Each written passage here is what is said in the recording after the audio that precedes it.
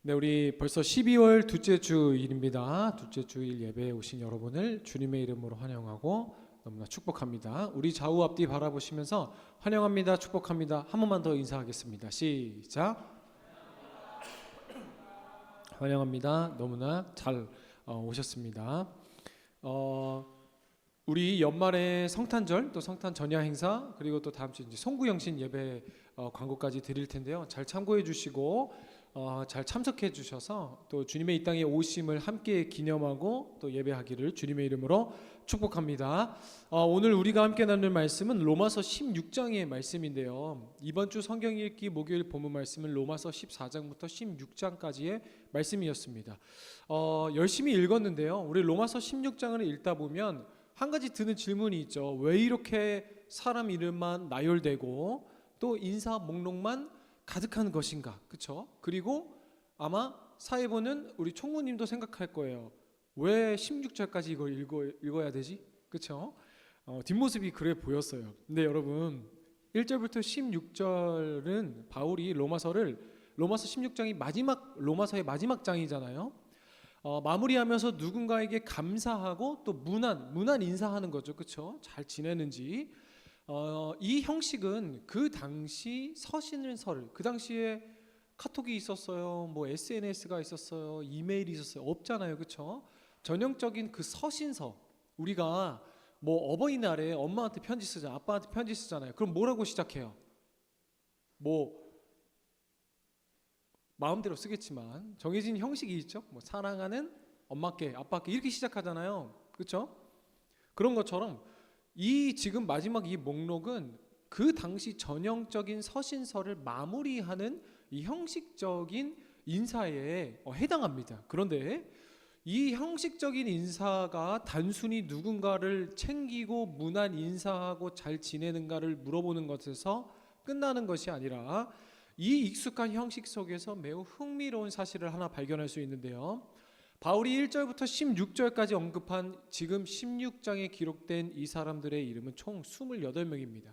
그런데 헬라식 이름, 그러니까 그리스식 이름이 18명, 그리고 이 당시에 로마의 지배 아래에 있었죠. 라틴식, 그러니까 로마식 이름이 5명. 그러니까 이것만 합쳐서 총 28명 중에 23명이 모두 헬라식, 로마식. 이건 무슨 의미를 갖습니까?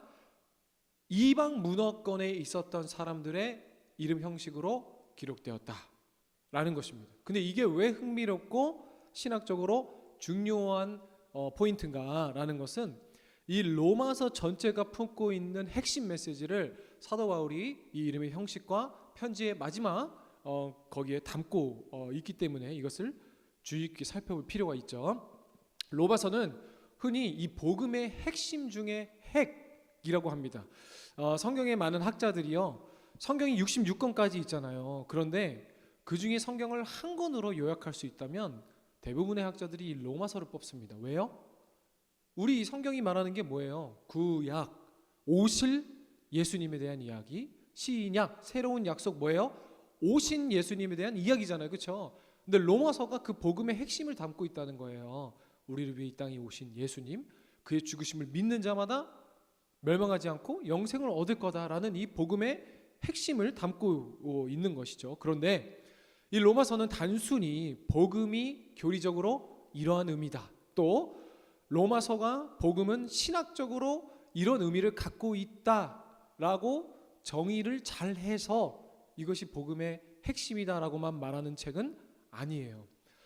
복음의 핵심을 다루는 이 로마서는 사실 거의 대부분 다루고 있는 내용은 복음에 대한 정의보다는요, 아주 실질적이고 심각한 목회적 문제가 로마서를 통해 기록되고 있어요. 무엇입니까? 대표적으로 유대 신자와 이방인 신자 사이에 존재했던 갈등, 다툼, 시기, 질투에 대한 문제를 다루고 있다라는 거예요.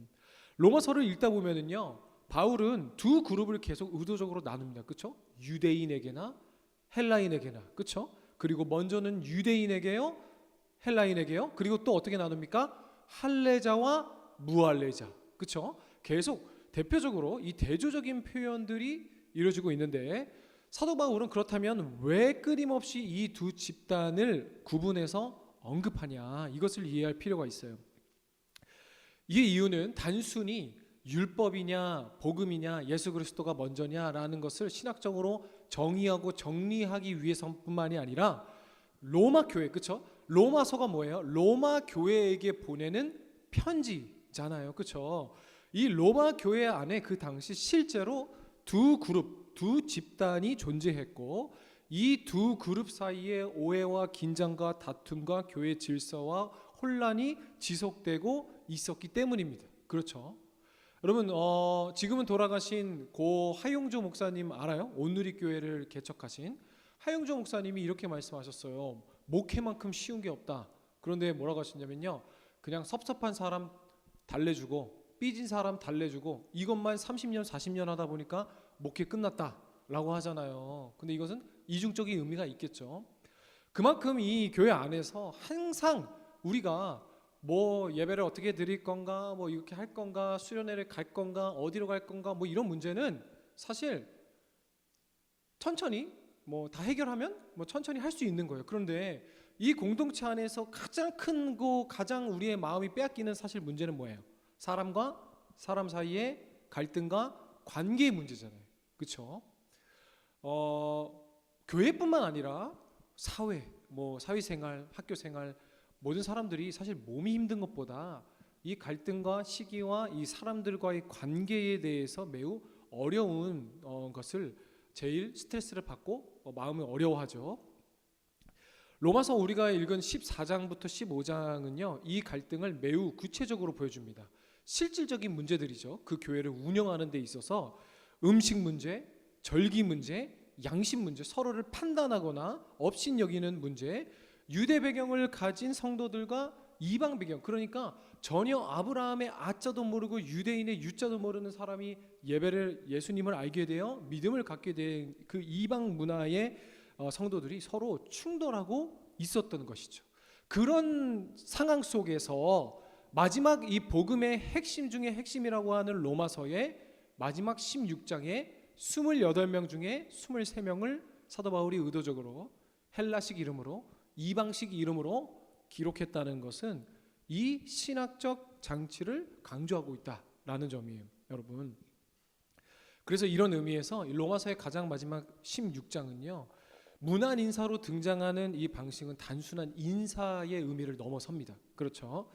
이것은 로마서 전체가 말하는 유대인과 이방인의 화해라는 이 복음의 결론이 실제 로마 교회 안에서 이루어지고 있는 구속사적 결론이죠. 구속사적 증거입니다. 사도 바울은요, 이 복음의 참된 정의를 설명하죠. 그렇죠?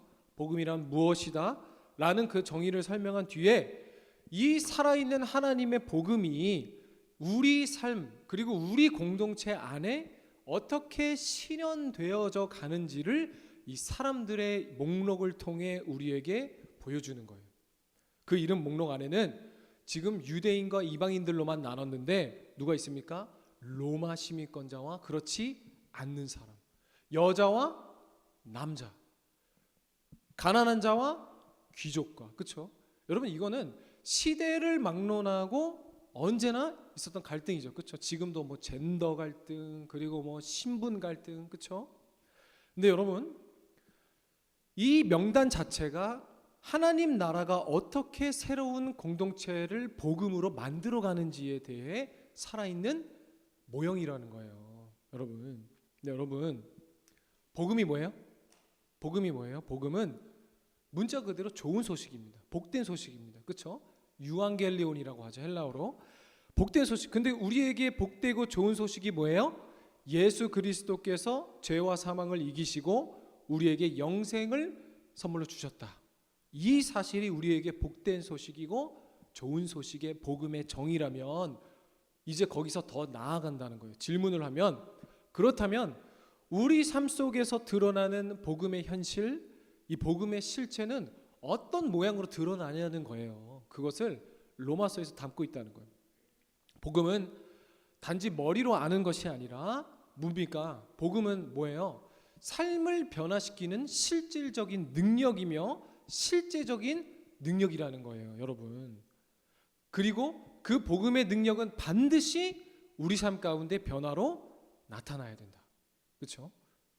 성경은 그 변화를 많은 단어로 설명하고 있지만 이 중에 한 가지만 꼽자면 뭐예요? 성화, 즉 가시적인 열매로 반드시 맺혀진다.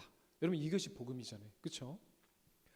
그리고 그 성화, 그 열매, 가시적인 복음으로 맺히는 열매 중에 가장 뚜렷하게, 개인을 넘어 가장 뚜렷하게 우리 가운데 나타나는 걸 오늘 본문으로 전제로 들면 바로 그리스도 안에서 연합됨, 그리고 하나됨이라는 거예요.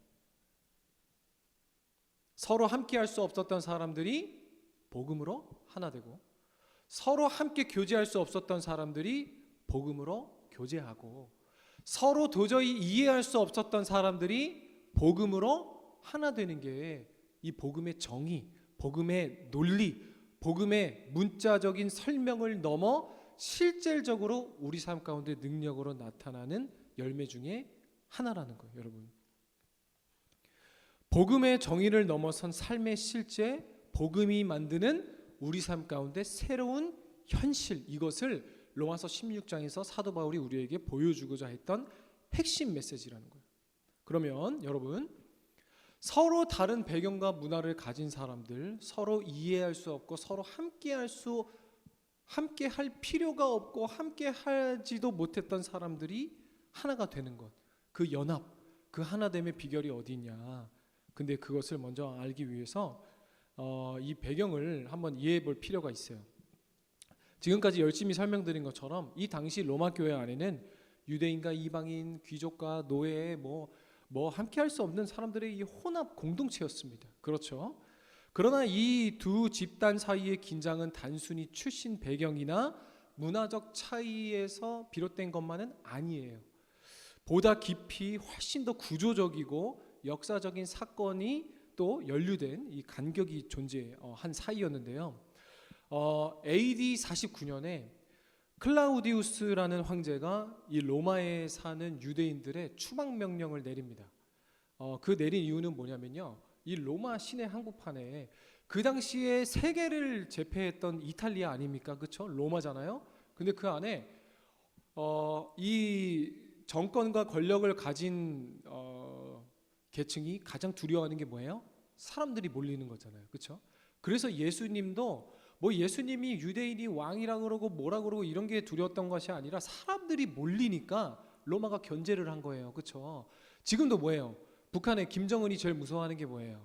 종교, 기독교잖아요. 왜요? 사람을 모으게 하는 힘이잖아요. 그렇죠? 그리고 그것을 다 차단하는 거잖아요. 그런 것처럼 이 로마, 그 당시에 클라우디우스 황제가 로마에 사는 유대인들을 다 쫓는 명령, 로마에는 유대인 들어오지 마, 이런 명령을 내리는데, 왜냐면요, 유대인들이 만나면 싸우는 거예요. 왜요? 유대인 안에서도 유대인이라는 그 아이덴티티는 뭐예요? 모세 오경만 믿는 사람들이잖아요. 그렇죠? 창세기, 출애굽기, 레위기, 민수기, 신명기. 그런데 예수님께서 이 땅에 오시고 십자가에 달려 돌아가신 모든 구속 사역을 보고 예수님을 메시아로 믿는 유대인들이 생긴 거예요. 그렇죠? 그래서 예수님을 인정하지 않는 유대인과 예수님을 인정하는 유대인끼리 만나면 로마 길거리에서 맨날 싸우는 거예요. 그래서 로마는 정신없어. 그것이 교리적으로 뭐가 누가 잘못했고 그런 걸 떠나서 그냥 니네들 다 떠나. 그래서 로마에서 물갈이 정리를 한 거죠. 행정적인 명령을 내린 거예요. 이 치안을 어지럽히는 유대인들을 집단으로 정의하고 로마에서 모두 내쫓은 겁니다. 근데 여기에서는 유대교인들, 아까 말했던 정통 유대교뿐만 아니라 예수님을 믿는 유대교인들까지 다 쫓아냈죠. 그때 오늘 3절에 나오는 우리가 많이 들어본 성경의 막 대표적인 이상적인 커플, 브리스길라와 아굴라라는 사람이 등장하죠. 이때 이분들도 원래 예수님을 믿는 유대인 출신입니다. 그런데 로마에서 쫓겨난 거예요. 그래서 자신의 집에서 쫓겨나서 고린도 지방에서 전전긍긍하다가 만난 사람이 누구예요? 사도 바울이잖아요. 그게 어디 기록되어 있어요? 사도행전에 기록되어 있잖아요. 그렇죠? 사도행전에서 지금 사도 바울이 또 뭐라고 고백합니까? 내가 고린도에서 이 두 부부, 믿음의 부부를 만났는데 이 사람들은 나의 사역을 위해서 목숨조차 아끼지 않는 사람입니다 라고 얘기하잖아요. 그게 어디서 만난 거예요? 이때 AD 49년에 이 부부가 이제 쫓겨났고 고린도 지방에서 사도 바울을 만나서 같이 텐트 만드는 사업과 그 복음의 일에 동참한 거죠. 그런데 여러분, 이 역사적 사실이 중요한 이유는 뭐냐면요. 여러분 생각해 보세요. 한번 상상력을 발휘해서 생각해 보세요. 우리가 이렇게 예배를 드리고 있는데 어느 날 갑자기 한 행정 명령으로 인해서 유대인 혈통을 갖고 있는 사람들이 다 쫓겨난 거예요. 그럼 우리로 따져 봅시다. 지금 우리 세비 청년부가 예를 들어 나는 귀족 출신 있어요. 나 양반 출신. 그럼 저 노비 출신인데 이런 거 지금 없잖아요. 그러면 만약에 여자라고 해도 여자라고 함부로 하면 안 된다. 98년생 이하는 시흥시로 다 이사 가라. 이런 행정 명령이 떨어졌다고 생각해 봐요. 그러면은 98년생들이 지금 다 쫓겨나는 거예요. 그 다음 주부터 같이 예배를 할 수 없는 거예요. 불법이잖아요. 그렇죠?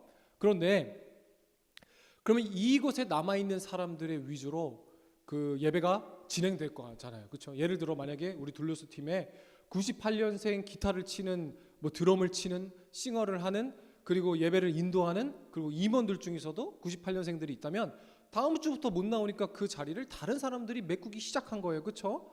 그러니까 자연스럽게 이 로마 교회 안에서 유대인 출신들이 쫓겨나니 그 자리를 누가 주도적으로 예배를 드리기 시작한 거예요?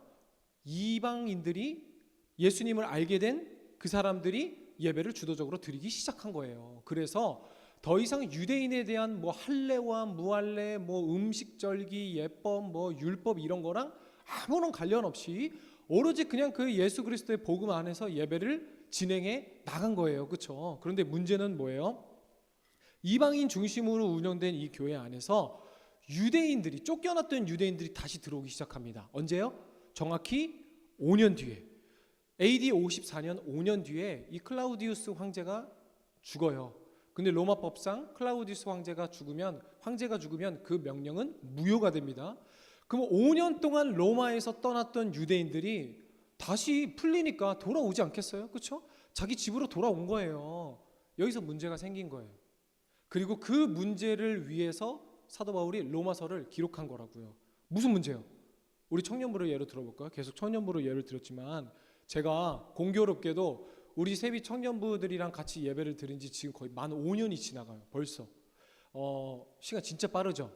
그런데 제가 갖고 오늘 말씀을 준비하면서 쭉 생각해 보니까 둘로스를 예를 들면 둘로스만 봐도 제가 처음에 세비 청년부 와서 예배 드릴 때랑 사람들이 다 바뀌었어. 거의 겹치는 사람들이 싱어나 몇 명 정도? 한두 명 정도, 두세 명 정도밖에 없고 세션도 다 바뀌었어요. 그 당시에 지금 세션을 하고 계셨던 분들 누구예요? 지금은 다 결혼해서 지금 저쪽 대회에서 아이도 영화부 다니고 유치부도 다니고 그러고 있잖아요. 벌써 5년이라는 세월이 지났는데 그런데 5년 뒤에 2026년부터 그 청년부 우리는 졸업이라고 표현하죠. 졸업했던 선배님들이 26년부터 같이 예배를 드리러 오는 거야. 그럼 가만히 있겠어요? 오긴 오는데 제가 추방한 건 아니지만 갑자기 그렇게 돼서 같이 왔는데 근데 문제는 뭐예요? 그 기타 치던 선배님이 우리 주성 형제 보고 기타는 그렇게 치는 거 아니야. 이렇게 어깨를 좀 내려야지. 이렇게 힘만 들어. 그리고 예성 형제 드럼 보면서 우리 한수 집사님이 예성아, 드럼 그렇게 치는 거 아니야. 드럼 스틱을 이렇게 잡고 고개 똑바로 하고 이러기 시작해요. 라떼는 말이야를 시전하기 시작한 거예요. 그리고 오늘 동우 형제님 찬양인도 너무 잘했죠. 그럼 우리 선배님들이 와가지고 일로 와봐. 찬양인도 다시 시작해. 이러면서 이제 시작하는 거야. 라떼는 찬양 그렇게 안 했다. 야, 30분 전부터 와서 무릎 꿇고 기도하고 해야지. 이러는 거야. 잔소리하기 시작하는 거야. 5년 전에는 그렇게 얘기를 하고 있으면은 어때요? 생각만 해도 불편하죠. 그렇죠? 생각만 해도 불편한 거야. 그런데 오늘 사도 바울이 얘기하는 게 이 주류와 비주류, 유대인과 이방인. 그런데 그 당시에 이미 유대인들의 힘이 약해요. 왜요? 수도 적고 그리고 이미 나갔다 왔잖아요. 그렇죠? 그러면은 이미 이 안에서의 주인은 누구예요? 이방인 출신의 교인들이 성도들이 자리를 잡고 있는 거예요. 근데 그렇게 계속 크고 작은 문제들이 갈등이 시작된 거죠. 라떼는 마리아가 계속 나오니까 필요 이상으로 감정 소모하고 다투고, 그렇죠? 근데 여러분, 우리 같은 이런 경우라면 자꾸 예성 형제 해서 미안한데 예성 형제가 그러면 한수 집사님이 치세요. 어차피 매주 치는 것도 힘들었는데 그냥 당신이 하세요. 이러고 그냥 하면은 잘 됐다 해버리면 돼요, 그렇죠? 그런데 이 문제는 뭐예요? 지금 너 복음에 구원 받았냐 못 받았냐? 할례 받아야 되냐 안 받아야 되냐? 그 음식 먹으면 너 구원 못 받는. 그러니까 이 본질적인 문제로 서로 갈등하고 무엇이 답이냐? 그러니까 서로 여기서 합의가 안 되는 거예요. 누구는 예수님께서 율법의 완성을 하셨는데 왜 아직도 할례 거리면서 그러고 있냐? 예수님께서 모든 제사의 완성이 되셨는데 뭐 먹으면 안 되냐? 그런데 이 유대인들은 또 뭐예요? 그렇게 태어났잖아요, 그렇죠? 우리 아브라함으로부터 시작된 게 예수님 아니냐? 이게 합의점이 없는 거예요. 그래서 사도 바울이 그 문제를 해결하려고 로마 교회에게 보낸 편지가 다시 한번 로마서라는 거예요. 네, 여러분.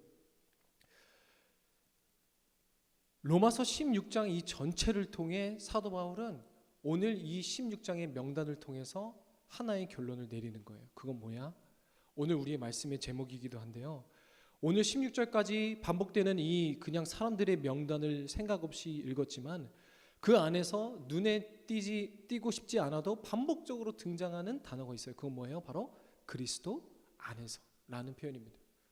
똑같은 단어는 주 안에서 엔 크리스투, 그렇죠? 이것이 16절까지 9번이나 등장하고 있어요.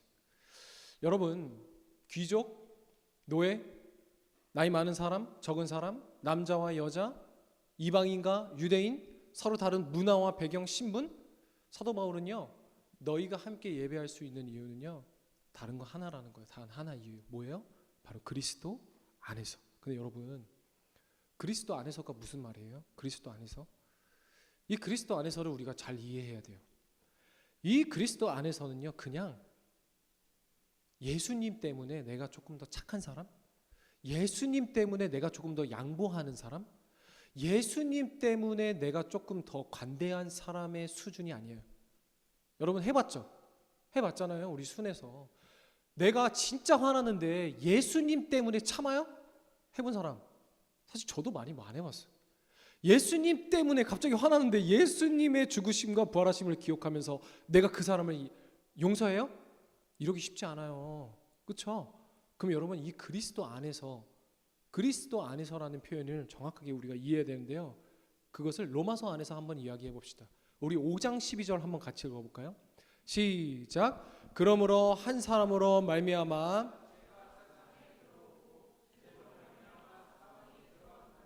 이와 같이 모든 사람이 죄를 지었으므로 사망이 모든 사람에게 이르렀느니라. 아멘. 여러분 5장 12절 보세요. 우리는 아담 안에서 죄에 빠졌고 그 죄는 우리 안에서 사망이 왕노릇하는 질서를 만들었다는 거예요. 우리가 모두 죽는다는 존재는 그 의미는 무엇이냐? 우리가 아담의 후손이라는 거예요. 그렇죠? 첫째 아담 안에 속한 존재들. 근데 그것을 로마서는 뭐라고 얘기하는 거예요? 사망이 우리를 왕노릇한다 그래요. 그래서 여러분 우리가 이렇게 얘기하죠. 저 사람 나랑 안 맞아. 그렇죠? 저 사람 나랑 안 맞아. 그리고 이런 말도 하죠. 저 사람 원래 나랑 안 맞아. 내 성향이랑 안 맞아. 내 이 취향이랑 안 맞아. 내 기질이랑 안 맞아. 근데 여러분 그게 정답입니다. 여러분 나랑 맞는 사람 찾으려고 하지 마세요. 그거 시간 낭비하는 거예요. 이 세상에 나랑 맞는 사람 한 명도 없어요. 심지어 여러분 생각해 보세요. 엄마 아빠 같은 부모님의 같은 배 아래 태어났고 그리고 같이 자라면서 맨날 같은 음식을 먹었는데도 같아요 달라요. 남매들 형제들 보면 완전히 다르잖아요. 그렇죠? 근데 어떻게 나랑 맞는 사람이 있어요 이 세상에? 여러분 이 세상에 나랑 맞는 사람 없어요. 그래서 쟤 나랑 원래 안 맞아. 여러분 이게 맞는 거예요. 이게 맞는 거예요. 사람들의 관계 속에서 대부분의 문제가 왜 생기냐면 나랑 잘 맞다고 생각할 때부터 문제가 생기는 거예요. 근데 처음부터 나랑 안 맞다고 생각하세요. 나랑 맞은 사람이 없어요. 그리고 여러분 결혼도 나랑 맞는 사람 그런 사람 없어요. 없어요. 나랑 잘 맞아? 없어요, 여러분. 나랑 맞는 사람이 어디 있어요? 근데 이것은 제가 결혼을 해서 그리고 여러분의 뭔가 이렇게 얘기하는 정도가 아니라 성경이 그렇게 얘기하고 있어요. 우리가 죄 아래 우리를 누가 지배했다는 거? 아담의 후손이라는 거는 죄가 우리를 지배한 삶이라는 거예요. 죄의 특징이 뭐예요? 철저히 개별적이고 철저히 이기적이고 철저히 자기 중심적인 것. 그렇죠? 죄의 본성은 어디에도 조화를 이루지 못하는 게 죄의 본성이고 죄의 특징이에요. 목사님, 그래도 저는 좀 이 친구랑 좀 맞는데요. 그거는 아직도 서로 민낯을 못 봐서 그렇지. 서로, 여기까지 할게요. 한번 다 까고 맨투맨으로 한번 얘기해 보세요. 나랑 맞는 사람이 이 세상에 있는가? 그렇죠? 근데 여러분, 나와 정말 맞는 사람이 없다는 경험은 우리의 타락한 본성과 정확히 일치하는 모습인데요. 그러나 사도 바울은 여기서 마치는 게 아니라 결정적인 복음의 전환을 우리에게 제시합니다. 뭐냐 하면요, 이 아담으로부터 시작해서 아담이 불순종하여 죄가 인류에 들어오고 우리는 죄 아래 지배당하는 사람이었다. 그런데 이 말씀에 대한 결론이 어떻게 나요? 21절도 읽어볼까요? 시작. 이는 죄가 사망 안에서 왕노릇한 것 같이 은혜도 또한 의로 말미암아 왕노릇하여 우리 주 예수 그리스도 말미암아 영생에 이르게 하려 함이라. 여러분, 뭐래요? 예수님을 믿은 전과 후가 달라지는 건 뭐냐면요, 죄가 우리를 지배했는데 이제는 죄가 우리를 사망 안에서 왕노릇한 것 같이 예수님을 믿으면 뭐라는 거예요? 예수님이 내가 구주로 보시면은 이제 은혜가 나를 통치한대요. 은혜가 나를 지배한대요.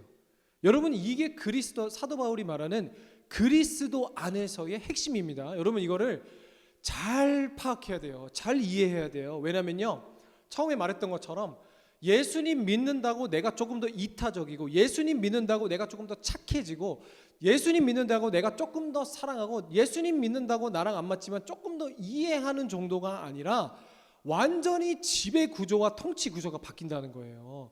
죄가 우리를 지배하고 죄가 우리의 왕노릇했는데 예수님을 믿으면 그냥 조금 좋은 사람이 되는 게 아니라 이 정치 체제, 우리를 지배하는 이 체제가 완전히 바뀐다는 거예요. 완전히. 뭐에서 뭐로? 죄에서 은혜로. 그렇죠? 아담 안에서 죽었던 우리가 그리스도 안에서 다시 새로운 존재가 된다는 선언이에요.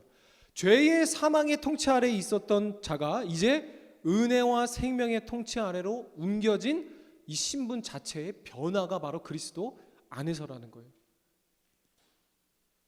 그러니까 여러분, 죄가 우리를 통치할 때는요, 죄가 우리의 주인이었어요. 조금 더 착한 사람을 얻었다라는 것이 아니라 완전히 우리 삶을 규정하는 정권이 교체됐다는 거예요. 이전에는 누가 우리의 생각을 규정했어요? 죄가 우리의 생각을 규정했고, 사람과 사람 사이의 관계를 죄가 흔들었고, 우리의 모든 선택을 죄가 다스렸지만, 이제는 은혜가 우리 삶의 기준이 되고, 은혜가 우리의 관계를 이끌고, 은혜가 우리 삶의 방향을 결정하는 기준이 된다는 거예요. 다시 말해, 쉽게 말해서 내가 무엇을 하느냐, 더 양보할 거냐, 더 참을 것이냐, 이것을 따지기 전에 나는 누구인가, 내가 완전히 변했다는 거예요, 여러분. 그래서 고린도후서에서 또 고백하잖아요. 예수님 믿으면 새 사람이, 그렇죠? 보라, 새 것이 되었노라. 새 사람이 되었다. 이전의 것은 조금보다 나은 사람이 아니라 지워야 돼요, 완전히. 그렇죠? 예수님을 믿기 전의 조능과 후의 조능이 조금 더 착해진 정도가 아니라 완전히 새로운 사람, 새 사람. 그것은 어떤 기준이라고요? 새 왕이 통치를 따르는 존재가 된다는 거예요. 여러분,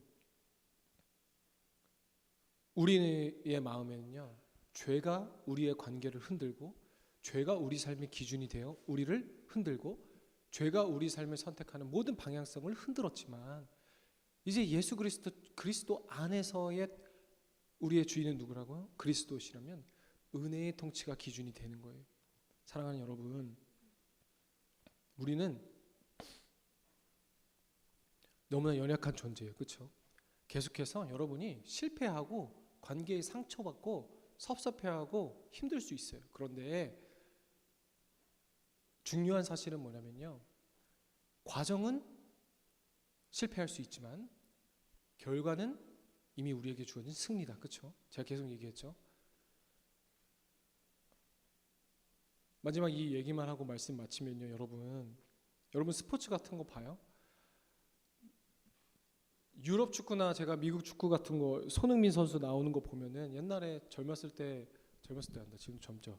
그 결혼하기 전에는 막 새벽에 알람 맞춰놓고도 봤는데 지금은 어떻게 해요? 우리 남자분들 다 공감하실 거예요. 하이라이트로 많이 보거든요. 10분짜리, 7분짜리, 5분짜리, 그렇죠? 그런데 꼭 포인트는 뭐예요? 미리 스포를 당하고 하이라이트를 볼 때가 많아요. 왜냐하면 새벽에 진짜 중요한 경기는 기사에 이미 다 떠, 그렇죠? 근데 만약에 여러분 보세요. 내가 하이라이트를 보는데 이미 기사를 봤어. 내 팀이 5대3으로, 내가 응원하고 있는 손흥민 선수 팀이 5대3으로 이겼대. 그런데 하이라이트를 보는데 이상해. 전반전에만 3골을 먹히는 거예요. 근데 여러분 그러면 긴장이 됩니까? 떨려요? 아니요. 왜요? 이미 결과를 알고 있으니까. 5대3으로 이겼는데 전반전에만 3대0으로 지고 있네? 그럼 무슨 생각이 들어요? 와, 이거 진짜 대박 경기였구나. 진짜 역전 제대로 하는구나. 하이라이트만 봐도 설레잖아요. 두렵지 않잖아요. 여러분 예수님을 믿고 그리스도 안에서 사는 것도 이와 같아요. 그 과정 가운데 역전 당할 수 있어요. 질 수 있어요. 실패할 수 있어요. 상처받을 수 있어요. 서로 다툴 수 있어요. 그런데 이미 선한 결과는 주어졌다는 건 뭐냐면요, 우리가 그리스도 안에서 하나님께서 선을 이루실 그 완벽한 하나님의 섭리가 이미 우리에게 정해졌다는 거예요. 5대3으로 역전해서 이긴다는 거예요. 그럼 보세요. 후반전 40분? 축구가 45분에 끝나잖아요. 44분? 근데도 3대0이야? 그러면 5골을 도대체 언제 넣은 거야? 알고 보니까 추가 시간대 30초당 한 골씩 막 밀어넣네. 얼마나 짜릿하고 얼마나 더 아름다운 경기였어요. 그렇죠? 여러분 이것이 예수 그리스도 안에서 살아가는 관계를 붙잡는 우리들이 나아갈 은혜의 통치의 사람인 줄 믿습니다. 사람의 삶인 줄 믿습니다. 여러분 우리를 묶으신 그리스도의 은혜에 집중하기를 소망합니다. 우리를 묶으신 그리스도께 의지하며 나아가기를 소망합니다. 아담의 죄의 통치는 분열과 시기와 갈등이었다면 이제 사도 바울은 괜찮아. 그리스도 안에서 하나님께서 이루실 이 선한 관계, 그렇죠? 우리 교회와 공동체뿐만 아니라 여러분이 있는 모든 것, 그렇죠? 지금 가정의 분열에 어려움을 겪고 있는 청년들이 있습니까? 열심히 또 그 관계를 위해 여러분이 복음을 위해 사십시오. 하나님께서 역전시키실 거예요. 이 순 안에서 관계적인 어려움을 갖고 있는 청년이 있어요? 괜찮아요. 실패할 수 있어요. 속상해할 수 있어요. 그런데 그 선한 결과 이미 정해진 은혜의 통치의 삶이 우리에게 주어진 줄 믿습니다. 직장에서나 모든 여러분의 관계 속에서 이 하나됨의 은혜의 통치의 삶을 누리며 나아가길 주님의 이름으로 축복합니다. 우리 함께 너무나 우리가 사모하고 잘 아는 찬양이죠. 함께 지어져 가네 우리 찬양하면서 기도하는 시간 갖도록 하겠습니다.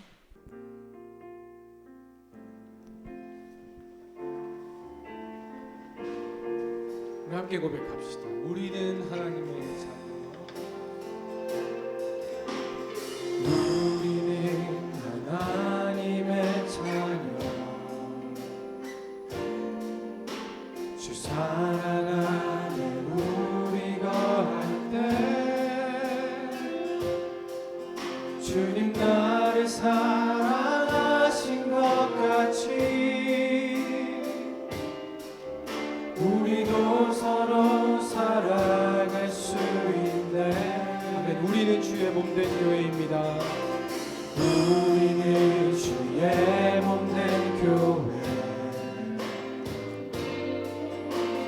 모든 지체가 하나 될 때 예수님의 마음을 닮아가며 고통과 즐거움 함께 나누네. 함께 고백합시다. 하나님 안에서 우리 서로 이어져 주가 거하실 성전이 돼. 모든 이끌 대신 예수와 하나 되게 하신 성령 안에 함께 지어져. 우리 처음부터 다시 고백해 봅시다. 우리는 하나님의 자녀, 주 사랑하는 우리 너할 때 주님 나를 사랑하신 것 같이 우리도 서로 사랑할 수 있네. 우리는 주의 교회입니다. 우리는 주의 몸된 교회, 뭐든지 잘 하나 될 때 예수님의 마음을 닮아가며 고통과 즐거움 함께 고백합시다. 하나님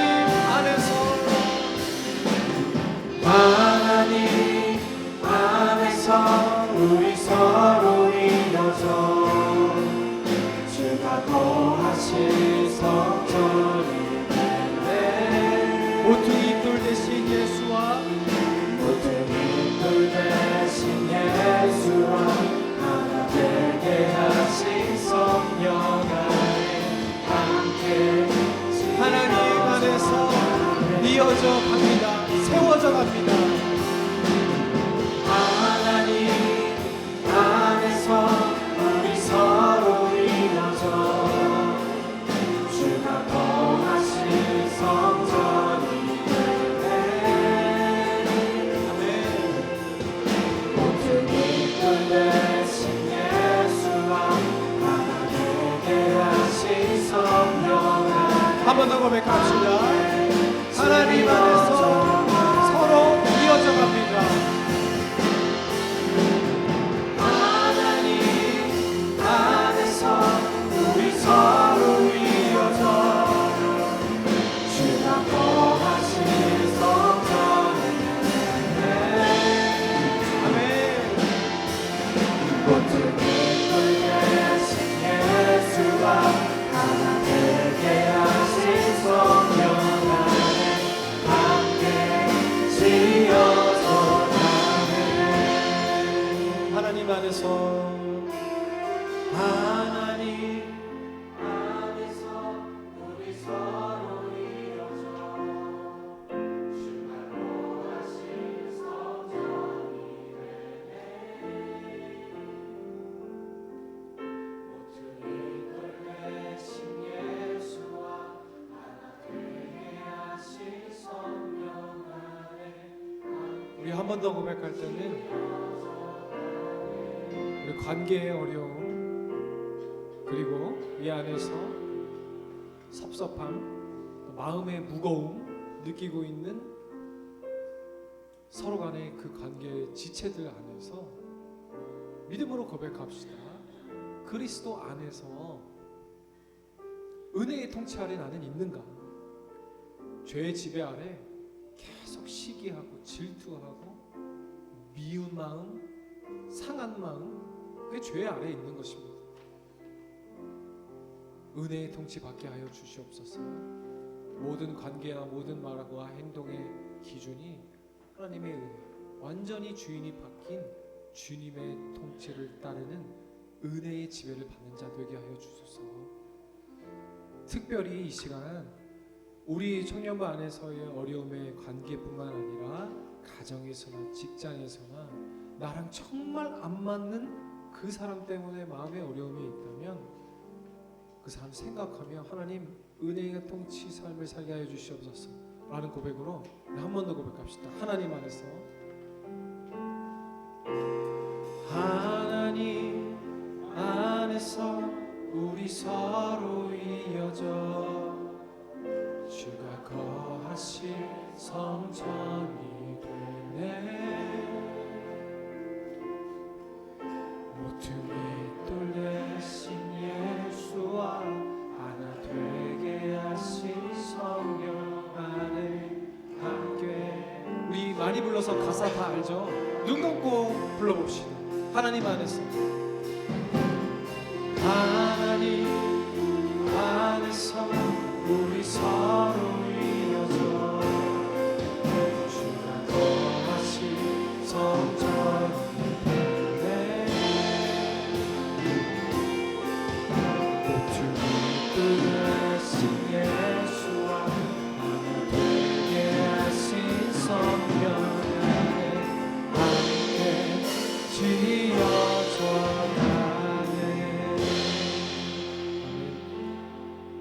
우리 이 시간 함께 기도합시다. 그리스도 안에서 은혜가 왕되시고 화해와 연합의 길을 열어주신 주님을, 이미 그렇게 인도하신 주님을 찬양합시다. 이제 우리가 우리의 힘으로 연합을 만들려 하지 않게 하시고 이미 그리스도 안에서 하나 되게 하신 주님의 은혜를 의지하며 연합의 삶을 살게 하옵소서.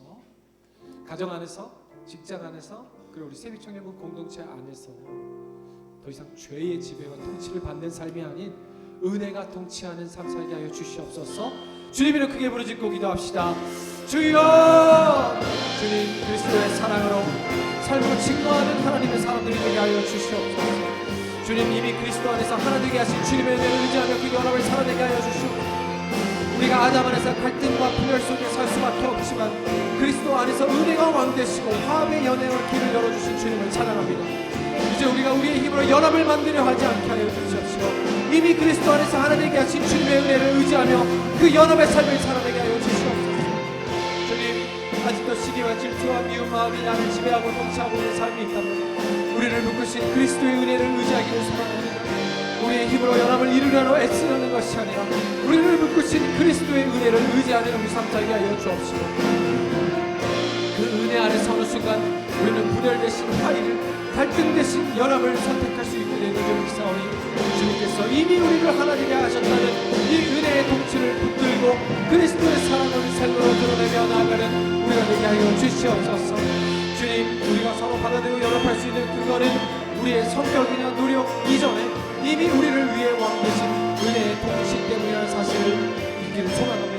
그리스도 안에서 참된 주님을 알아가는 우리를 되게 하여 주옵시고 이미 우리 안에서 하나 되게 하신 주님의 사랑을 그저 감격하며 그 연합의 은혜를 누리는 우리를 되게 하여 주시옵소서. 주여 아버지, 우리 세대 청년들 한 사람 한 사람의 갈등의 어려움, 관계의 어려움, 모든 어려움과 분열과 정리를 느껴오는 가정과 직장과 모든 공동체에 있다면 하나님께서 친히 찾아가 주셔서 말씀하여 주옵시고 친히 찾아가 주셔서 주님께서 역사하시는 분을 하게 하여 주시옵소서. 아버지 하나님 인정하신 주님의 길에 하기를 소망합니다. 이 은혜의 통치를 붙들고 그리스도의 사랑을 살아내는 은혜를 되게 하여 주시옵소서.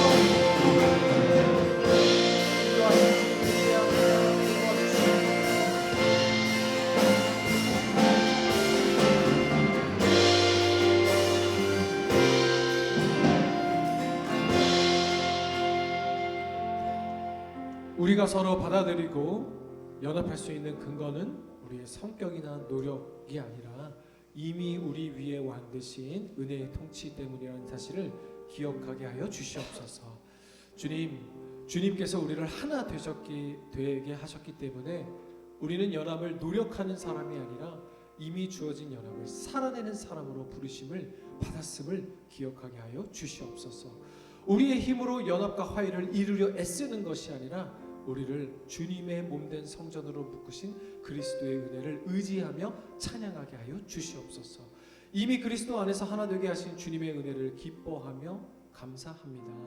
그리스도의 사랑을 삶으로 증거하는 하나님의 사람들이 되게 하여 주시옵소서. 주님, 모든 걸 감사드리며 우리의 승리의 왕 되신 주 예수 그리스도의 이름으로 기도드립니다. 아멘.